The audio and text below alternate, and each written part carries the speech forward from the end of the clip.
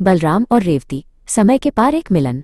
बहुत समय पहले की बात है। राजा ककुदमी अपनी पुत्री रेवती से बहुत प्रेम करते थे। रेवती न केवल सुंदर थी, बल्कि वो बहुत ही गुणी और बुद्धिमान भी थी।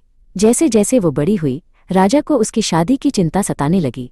उन्हें कोई भी राजकुमार अपनी बेटी के योग्य नहीं लगता था। राजा ककुदमी ने बहुत खोज की, लेकिन उन्हें ऐसा कोई वर नहीं मिला जो रेवती के गुणों की बराबरी कर सके। अंत में उन्होंने तय किया कि वे सीधे सृष्टि के रचयिता भगवान ब्रह्मा के पास जाएंगे। उन्हें विश्वास था कि ब्रह्मा जी ही उन्हें सही रास्ता दिखा सकते हैं। राजा अपनी पुत्री रेवती को लेकर ब्रह्मलोक की यात्रा पर निकल पड़े। वह स्थान पृथ्वी से बहुत दूर और दिव्य था। जब वे वहां पहुंचे तो ब्रह्मा जी एक मधुर संगीत सुनने में मग्न थे। राजा और रेवती ने धैर्यपूर्वक उनके खाली होने का इंतजार किया। ब्रह्मलोक में समय बहुत अलग तरीके से चलता था। वहां बिताया गया एक पल पृथ्वी के कई वर्षों के बराबर था। रेवती और उसके पिता वहां के दिव्य वातावरण को देखकर मंत्रमुग्ध थे।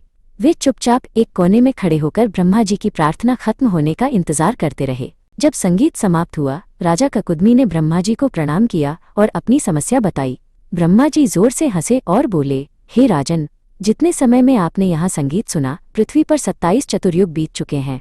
जिन राजकुमारों के नाम आप लाए थे, उनका तो अब नामो निशान भी नहीं बचा। राजा और रेवती यह सुनकर दंग रह गए। वे तुरंत पृथ्वी पर वापस लौटे, लेकिन वहां सब कुछ बदल चुका था। लोग छोटे कद के हो गए थे और प्रकृति भी पहले जैसी नहीं रही थी। वे उस नए युग में खुद को अजनबी महसूस करने लगे। ब्रह्मा जी ने उन्हें बताया था कि इस नए युग में भगवान विष्णु के अंश बलराम पृथ्वी पर मौजूद हैं। वे ही रेवती के लिए सबसे योग्य वर होंगे। राजा ककुदमी अपनी बेटी को लेकर बलराम जी से मिलने पहुंचे। एक बड़ी समस्या अभी भी बाकी थी। रेवती पिछले युग की थी, इसलिए उसका कद बहुत विशाल था।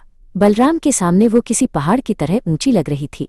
रेवती को इस बात से बहुत संकोच हो रहा था कि वो बलराम से इतनी बड़ी कैसे दिखेगी। बलराम जी ने मुस्कुराते हुए अपना दिव्य हल उठाया। उन्होंने बड़े ही प्रेम से हल के एक सिरे को रेवती के कंधे पर रखा और उसे धीरे से नीचे की ओर दबाया।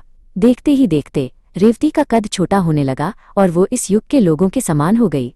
राजा ककुदमी की चिंता दूर हुई और बलराम तथा रेवती का विवाह बड़ी धूमधाम से संपन्न हुआ। यह मिलन दो अलग अलग युगों का मिलन था, जिसने सिद्ध किया कि समय चाहे कितना भी क्यों न बदल जाए, सच्ची जोड़ी हमेशा मिल ही जाती है।